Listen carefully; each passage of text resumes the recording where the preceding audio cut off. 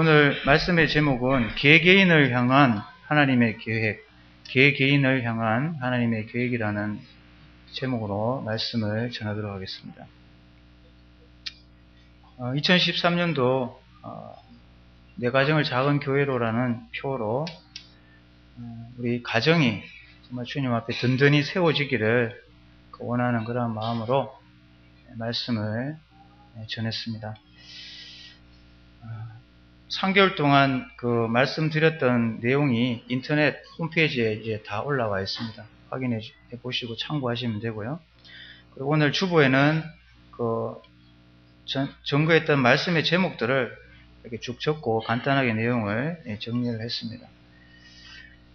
이러한 내용들은 그리스도인으로서의 기초입니다. 기초가 튼튼해야 훌륭한 건물이 될 수 있는 것처럼 기초가 튼튼해야 영적으로 거장이 될 수 있습니다. 영적 성장을 이루어서 하나님 앞에 온전한 삶으로 드려질 수가 있습니다. 내가 성장하기 위해서 뭘 해야 되는가? 가장 기본적인 것들을 말씀을 드렸습니다. 이러한 부분들에서 어떤 보충을 하셔서 나도 영적으로 성장하고 또 우리 자녀들도 이러한 기초를 어릴 때부터 다져서 컸을 때는 정말 교회에 훌륭한 지체로 자리 잡을 수 있는 그런 것을 소망하시면서 우리 자녀들을 부지런히 가르치면 좋겠습니다. 간단하게 내용을 살피고 이러한 내용들을 우리가 왜 다루었는가? 하나님께서 그러면 우리가 이런 기초에서 도대체 우리가 뭘 하기를 원하시는가에 대한 그런 교훈들을 한번 생각을 해보도록 하겠습니다. 우리 첫 번째 시간에 새로운 신분, 새로운 삶이라는 제목으로 말씀을 드렸습니다. 우리의 신분은 우리의 행위와 공로와 노력이 아닌 절대적인 100% 은혜로 주어진 구원이다 라는 것을 말씀드렸습니다. 하나님의 은혜와 사랑이 우리를 구원받게 했습니다. 그래서 그리스도의 공로를 통해서 영생을 얻게 된 것과 하나님께서 영원토록 우리를 보호해 주실 것을 믿는 그 믿음을 우리가 구원의 확신이라고 할 수 있습니다. 새로운 신분은 우리에게 주어진 것이고 우리가 그걸 믿음으로 받으면 되는 것입니다. 그리고 새로운 삶이라는 것은 이제 그리스도 안에서 주님을 순종하면서 살아가는 그런 삶을 새로운 삶이다라고 생각을 해볼 수 있습니다. 그래서 여기 앉아 계시는 모든 대부분의 성도님들은 100% 은혜로 주님 앞에서 구원을 받았습니다. 내가 교회 생활 열심히 해서 구원받은 게 아니라 하나님의 아들 예수 그리스도의 공로가 이 자리에 앉아 있게 했다는 것을 우리가 명확하게 해야 한다는 것입니다. 그리고 두 번째 시간에는 영적 전쟁, 새로운 신분을 가지고 새로운 삶을 살아가는 성도에게는 반드시 영적 전쟁이 있다는 것을 말씀드렸습니다. 그러면 우리의 적은 누구인가? 사탄과 세상과 육신, 이 육신은 죄의 몸이라고도 할 수 있는데 버려야 할 죄된 성품을 육신이라고 할 수 있습니다. 지난주에 침례를 말씀드리면서 우리는 새로운 생명을 덧입어서 살아가는데 그렇게 됨으로써 옛 본성과 새로운 주님의 생명, 이 두 가지 본성을 우리는 지니고 있다는 것을 말씀드렸습니다. 그래서 성도가 그리스도의 뜻을 따라 잘 살아가려고 하는 순종의 삶도 살아갈 수 있지만 또 반대로 성도이면서도 짐짓 죄를 지으면서 살아갈 수도 있는 옛 성품을 그대로 지니고 살아가고 있다는 것입니다.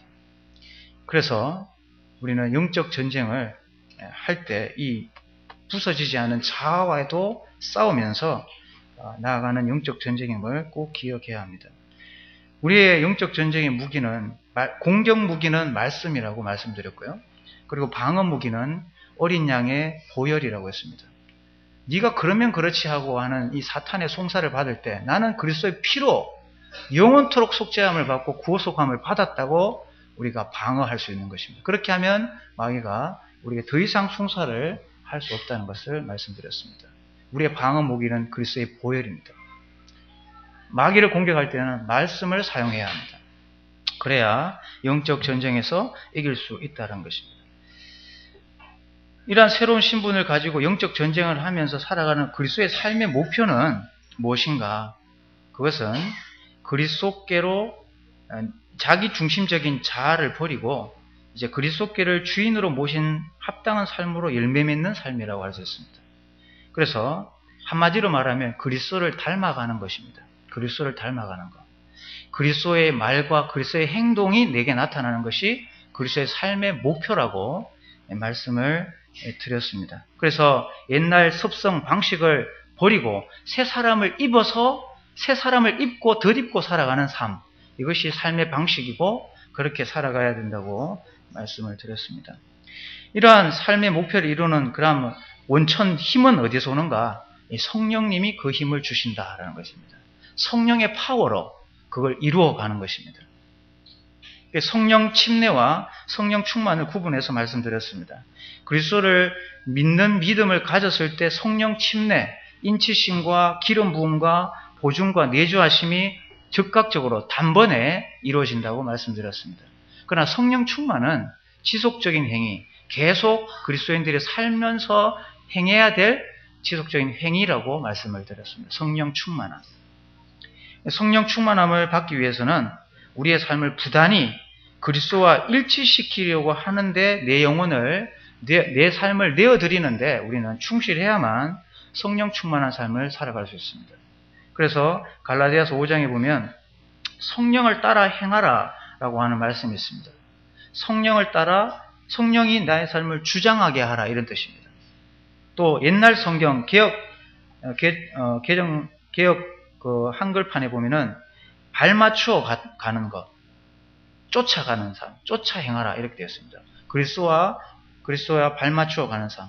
그러니까 우리가 짐짓 죄를 지어서 성령의 그 발자국에 불순종할 수 있습니다. 그렇게 됐을 때 즉각적으로 그 발을 고쳐서 순종의 발걸음으로 옮기면 되는 것입니다.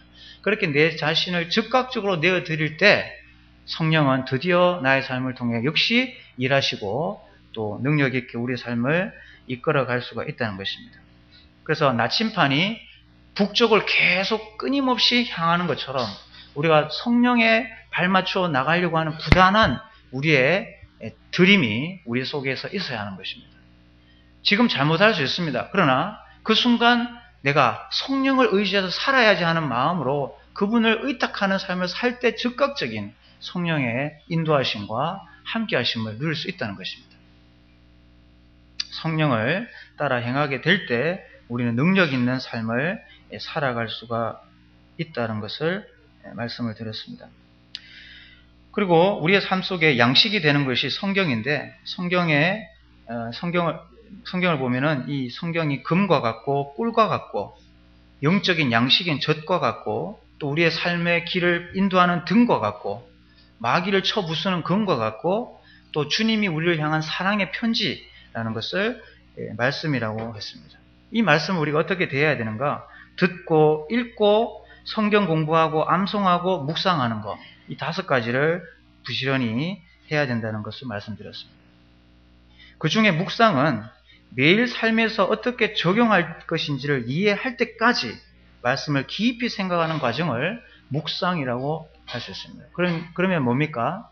내가 오늘 읽었던 한 장의 말씀을 읽었을 때 내가 이렇게 살아가야겠구나라고 하는 주님의 뜻을 발견할 때까지 하는 것을 묵상이라고 할 수 있다는 겁니다. 그냥 머릿속에 그냥 단순히 남는 지식이 아니라 이 말씀이 오늘의 삶을 내가 이렇게 살아가야겠구나라고 하는 결단으로 이끌어갈 수 있을 때까지 그 말씀을 계속 생각하는 것, 어떻게 적용할지를 이해하고 생각하는 것을 묵상이라고 하는 것입니다. 이 묵상의 비밀과 그 능력은 시편 1편에 나와 있습니다. 시냇가에 심은 나무가 시절을 쫓아 과실을 맺는 형통한 삶을 가능하게 합니다. 나무와 같은 튼튼한 삶을 살아갈 수 있도록 하는 역할을 한다는 것을 우리는 볼 수 있습니다. 그리고 삶의 말씀 읽을 때 적용은 교훈하시는 말씀으로, 책망하는 말씀으로, 바르게 하는 말씀으로, 의로 교육하기에 유익한 말씀으로 우리 삶에 적용해야 된다는 것을 말씀을 드렸습니다.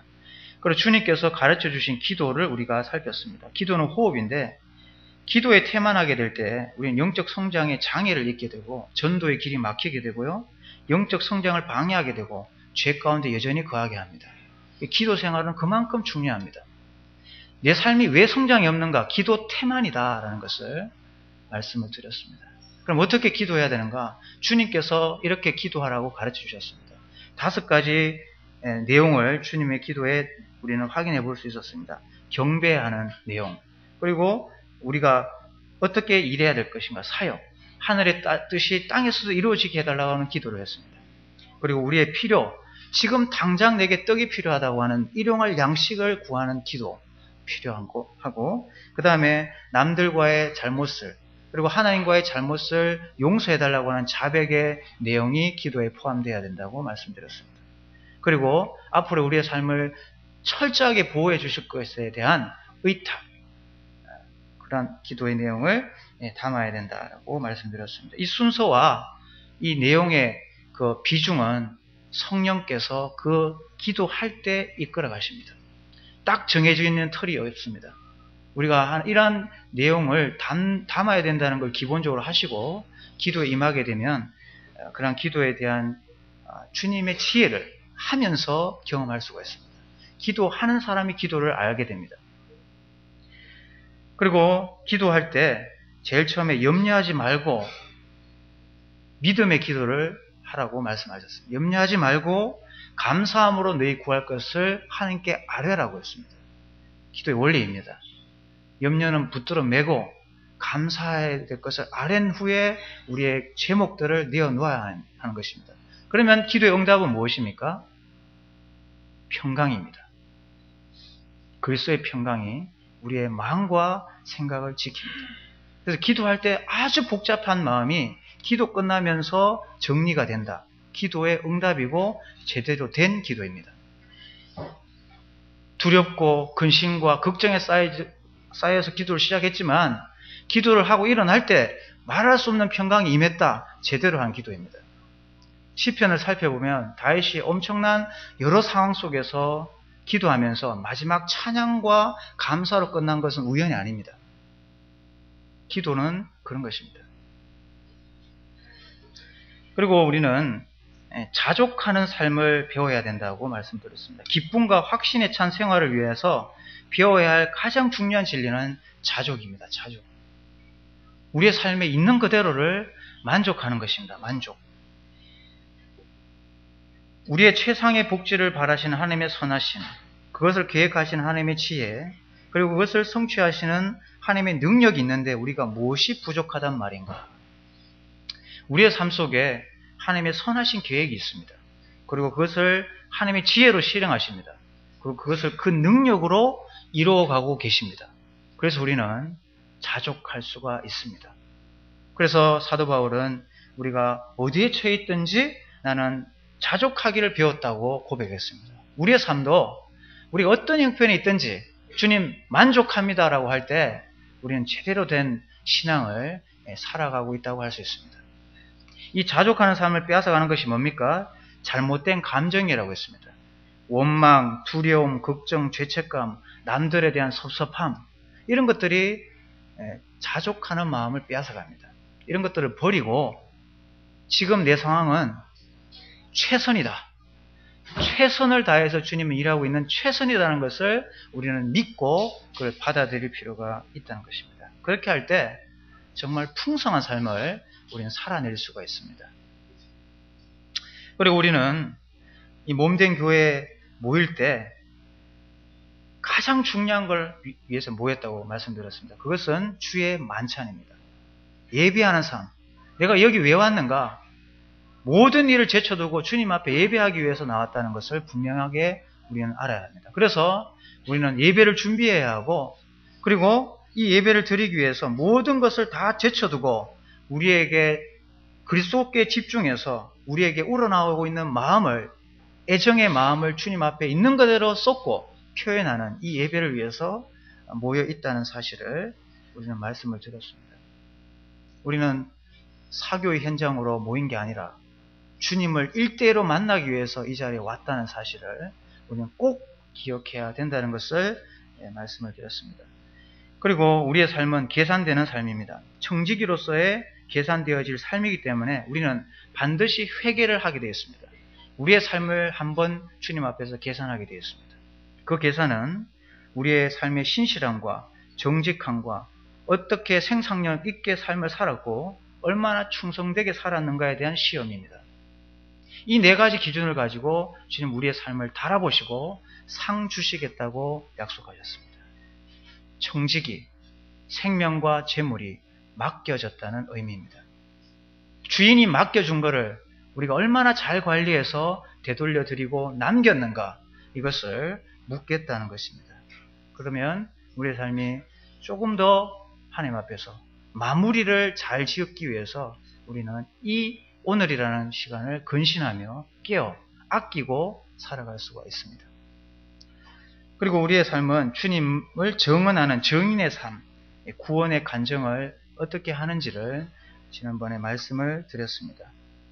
그리고 지난주에 침례의 의미를 그리스도와의 참된 연합, 그리고 나는 죽고 그리스도와 함께 부활한 생명으로 살아가는 새로운 삶의 첫 출발이고 시작이다 라는 것을 말씀을 드리고, 또 아울러 로마서 6장을 통해서 이것이 성화의 출발이 된다는 사실을 말씀을 드렸습니다.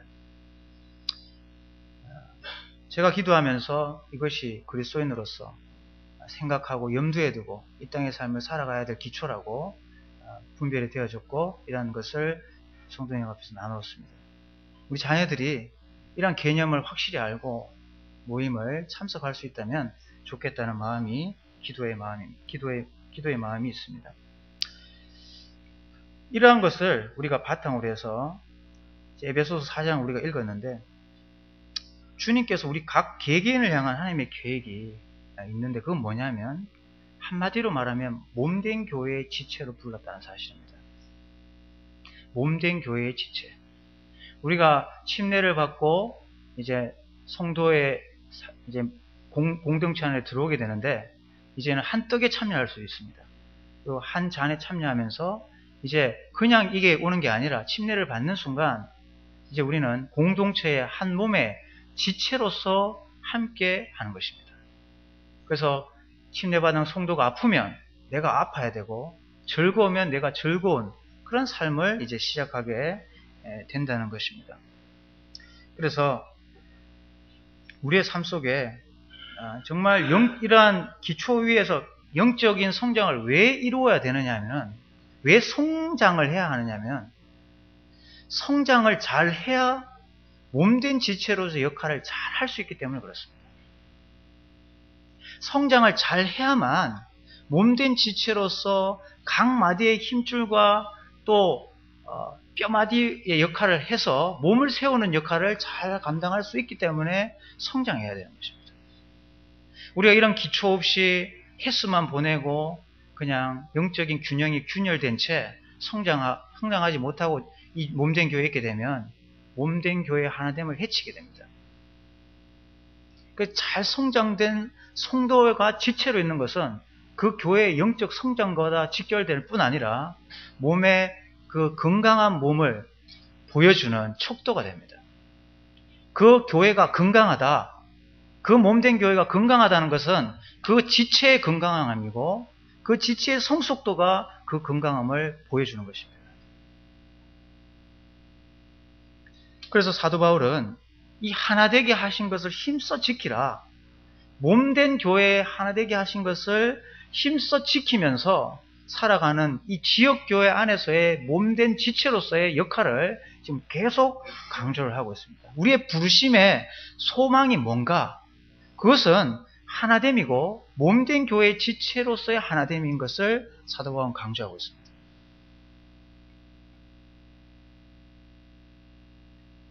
은혜를 주신 것, 구원의 은혜, 그리고 우리가 일할 수 있도록 하는 각각 사람들에게 주신 은혜, 그 은사라고 합니다. 은사. 그 은사들도 우리에게 주어졌습니다.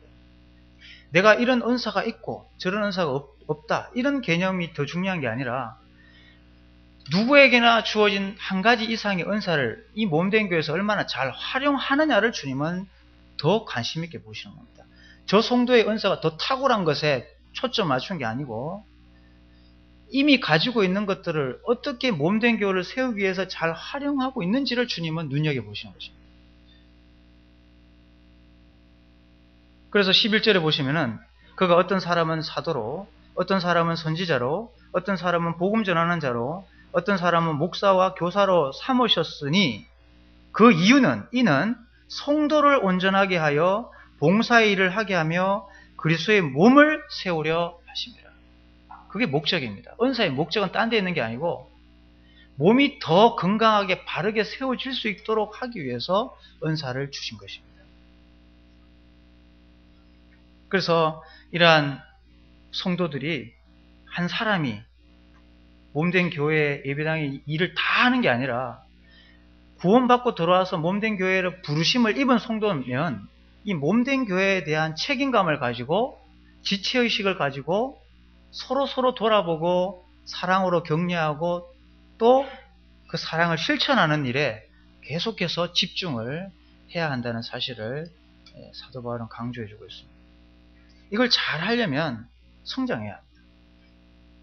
그 성장의 기초가 3개월 동안 말씀드렸던 말씀의 내용입니다. 그것을 우리가 실천할 수 있고 그것을 내 삶에 적용할 수 있다면 우리의 삶은 성장할 수 있습니다. 우리 자녀들은 성장할 수 있습니다. 그 성장을 바탕으로 해서 우리는 지체로서의 몸된 교회에 각각의 개개인을 부르셨다라는 사실을 우리는 기억하고 살아갈 필요가 있다는 것입니다. 그리고 13절에 보시면은 우리가 다 하나님의 아들을 믿는 것과 아는 일에 하나가 되어 온전한 사람을 이루어 그리스도의 장성한 분량이 충만한 데까지 이르리니. 우리는 성장해야 합니다. 그리스도의 장성한 분량까지 이를 때까지 성장해야 합니다. 그 성장을 통해서 영적 전쟁에서 실패하지 않고 또 하나님 앞에서 경건을 지키면서 또 이렇게 성숙한 모습으로 살아가는 그러한 삶을 살아갈 때 이제 몸된 교회의 성장이 우리의 삶을 통해서 이루어질 수 있다는 것을 알게 됩니다.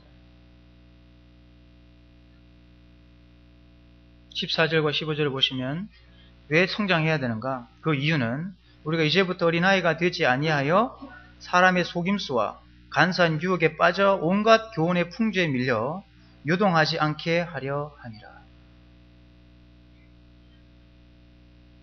기초가 튼튼하게 돼야 흔들림이 없는 삶을 살아갈 수 있습니다. 그렇게 돼야 15절이 가능합니다. 15, 16절이 가능합니다. 오직 사랑 안에서 참된 것을 하여 범사에 그에게까지 자랄지라. 그는 머리니 곧 그리스도라. 머리 대신 그리스도의 몸된 지체이기 때문에 그리스도의 그러한 모습에까지 자라가야 되는 것입니다. 그래서 우리가 그리스도의 삶의 목표가 그리스도를 닮아가는 것이라고 말씀드렸습니다. 다른 말로 하면 성화입니다. 성령을 쫓아 살아가는 삶입니다. 말씀을 매일 보는 삶입니다. 기도하는 삶입니다. 그리스도를 전가하는 삶입니다. 자족하는 삶입니다. 그리고 나는 죽고 그리스도께서 살아가시는 그러한 참된 연합의 삶입니다. 참된 연합을 하면 성장할 수밖에 없습니다. 참된 연합.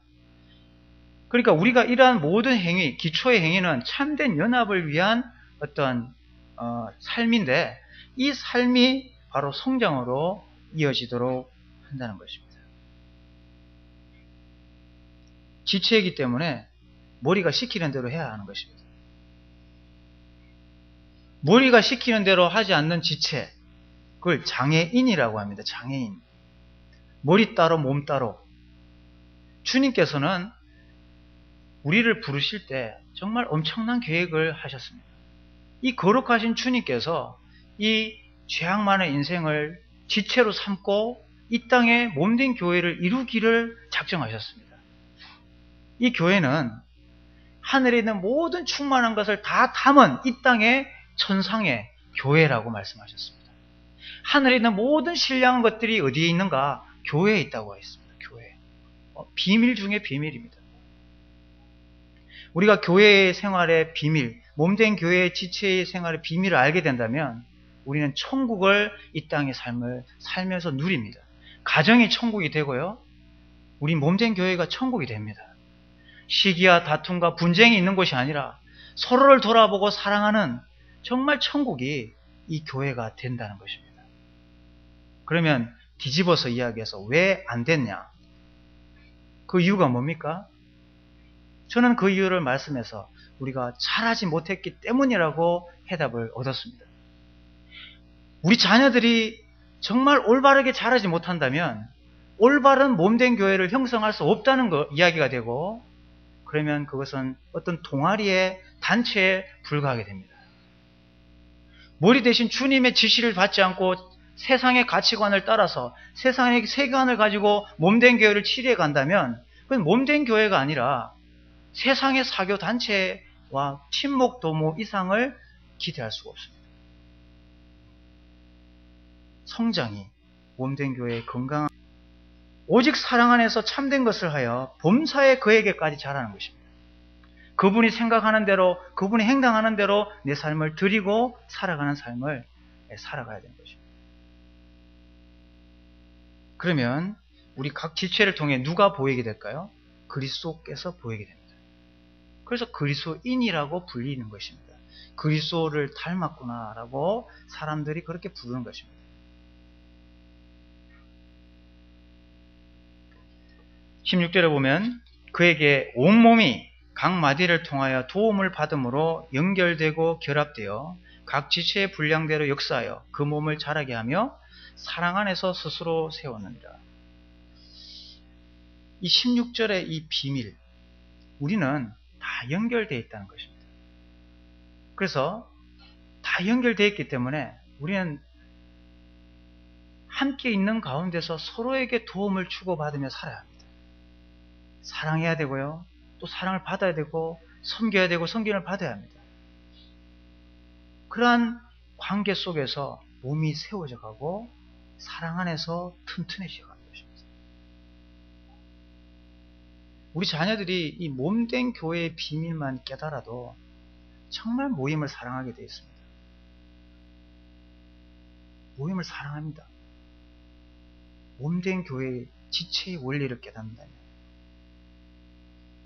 피로 값주고 사신 주님의 몸된 교회 이 지체로 부르셨다는 것, 이 놀라운 계획 속에 내가 동참하고 있다는 것, 그리고 내가 거기에 들여진 자가 되었다는 것, 이것만큼 우리를 가슴 뛰게 하는 것이 없어야 합니다.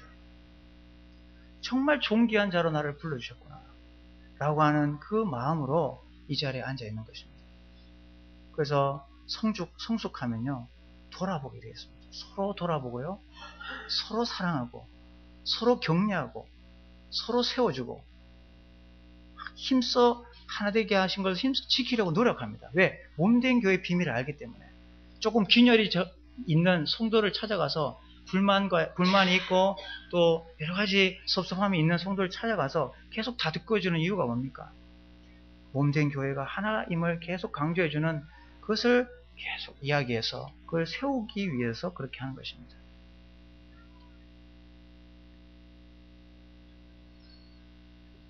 우리는 각 마디의 지체라는 사실을 잊지 마시기 바랍니다. 우리가 여기가 가려우면 이거 긁어줄까 말까 한참 생각합니까? 바로 긁고 바로 보호하는 것이 몸된 교회의 지체 원리입니다. 그래서 우리의 건강함은 이 지체라고 하는 사실을 우리가 얼마나 인식하고 이 땅의 삶을 살아가고 있는가를 우리가 생각하는 데 있다고 해도 과언이 아닐 것입니다. 그래서 각 지체의 분량대로 역사하는 그 몸된 교회의 원리. 그래서 더 많은 것을 발휘할 때가 있고요. 또 더 적은 것을 발휘할 때도 있습니다. 분량대로 역사하는 것입니다. 저도 힘이 빠질 수 있습니다. 그래서 몸된 교회의 원리를 따라 저는 교회에서 성도들의 도움, 기도를 통해서 또 새 힘을 얻고 함께 가는 것입니다. 그 받은 힘을 또 다른 성도에게 베풀어서 또 세움을 받고 서로 세워주는 그러한 가운데서 우리가 살아가는 것입니다. 이런 맛을 우리 성도들이 누려야 됩니다. 이제 오늘 침례식을 받게 되는데 침례를 받고 가족이 됐다. 가족이 됐다는 걸 느껴야 되지 않습니까? 그러면 이 연약한 성도가 정말 사랑이 많이 필요한 성도이기 때문에 사랑을 처음에 많이 부어주는 것입니다. 많이 사랑을 부어줘서 그 사랑을 입어서 또 다른 사람에게 사랑을 부어줄 수 있는 사람으로 장성한 데까지 성장할 수 있도록 도와주는 역할을 하는 것입니다. 이 나무가 그 지지대를 옆에 두고 얼마 동안 붙들어주는 버팀목 역할을 하지 않습니까? 그럼 마찬가지로 이제 구원받고 침례받은 성도가 모임 안에서 성도의 지체로 잘 자랄 수 있도록 버팀목 역할을 해주는 것입니다. 먼저 된 성도들이. 더 많은 사랑과 사랑의 물을 공급해서 그 성도가 계속 올바르게 자랄 수 있도록 도움의 역할을 해야 하는 것입니다. 그렇게 해서 또 다른 사람의 삶을 돌아볼 수 있는 성숙한 사람에게까지 자랄 수 있도록 해주는 것이 교회의 몸된 교회의 지체의 역할입니다. 그렇게 했을 때 서로서로 세움을 받고 입으면서 몸이 건강해지고 또 하나님 앞에서 교회가 성장을 할 수 있도록 하는 것을 우리가 볼 수가 있게 되는 것입니다. 그래서 우리 각 성도님들을 부르신 주님의 하나님의 계획은 몸된 교회의 지체라는 것, 이것을 꼭 기억하시기 바랍니다. 이것은 우리 모임이 가지고 있는, 주장하고 있는 핵심 중의 핵심입니다. 그래서 몸된 교회를 통해서 형제교회는 형제 사랑이 넘치는 곳이다 라고 하는 칭송을 들었습니다. 그러니까 우리 모임의 특징, 그러면 사랑이었습니다. 사랑. 세상 사람들이 누릴 수 없는 사랑을 이 안에서 누렸던 것입니다. 그래서 가족보다 더 가까운 정말 가족이다라는 것을 인식하며 우리는 이 안에서 성장을 했던 것입니다. 그런데 이제 이런 몸된 교회에 대한 지체의식이 사라지고 내 없어도 뭐 되지. 그리고 또 조금 틀어지면 다른 데로 옮기려고 하고 몸된 교회 지체 원리를 우리가 잘 파악할 필요가 있습니다. 우리 자녀들이 졸업과 동시에 다른 곳으로 가겠다고 하면 어떻게 생각하십니까? 몸된 교회 지체 원리를 배워야 합니다. 정말 피로 값주고 사신 주님의 몸된 교회의 지체가 얼마나 정말 소중하고 놀라운 신분인가를 깊이 알아야 합니다. 그걸 가르쳐야 됩니다. 이런 것들을 우리가 알게 되면요, 교회에 헌신하게 되어 있고 우리 자신의 삶을 드리면서 봉사하게 되어 있습니다. 그 봉사하는 부모를 보고 자녀들이 왜 안 바뀌겠습니까? 나도 아버지처럼 어머니처럼 저렇게 교회에 헌신된 일꾼이 돼야지 라고 하는 마음을 가지는 것입니다.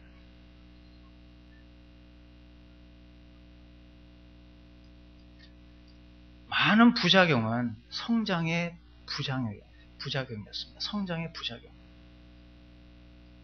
성장이 잘 안 되면요, 교회에 분명히 문제가 일어납니다.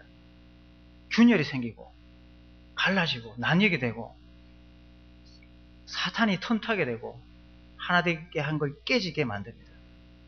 그래서 교회의 역사는 끊임없는 분열의 역사였습니다. 왜 그게 가능하지 않겠습니까? 성장하면 가능합니다. 성장한 지체가 많으면 많을수록 건강한 교회가 됩니다. 여기에 초점을 맞추고 우리가 몸된 교회의 지체로서 내 은사가 뭐든 관계없습니다.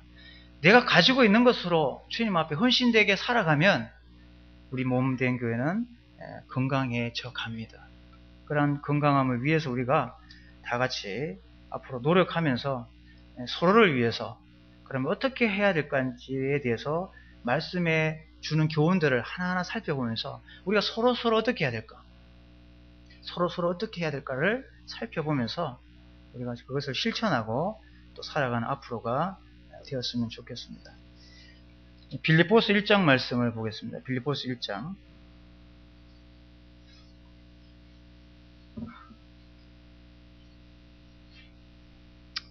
빌립보서 1장 9절입니다.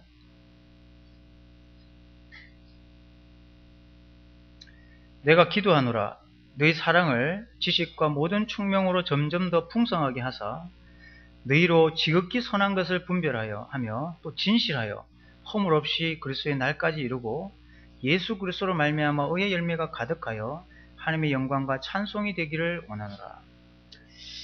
사도 바울은 빌립보 성도들, 그 성숙한 성도들에게 이런 기도를 했습니다. 너희들의 그 성숙함이, 너희들의 그 은혜에 대한 그 반응의 성숙함이 그리스도의 날까지 이어지기를 원한다 라고 기도했습니다.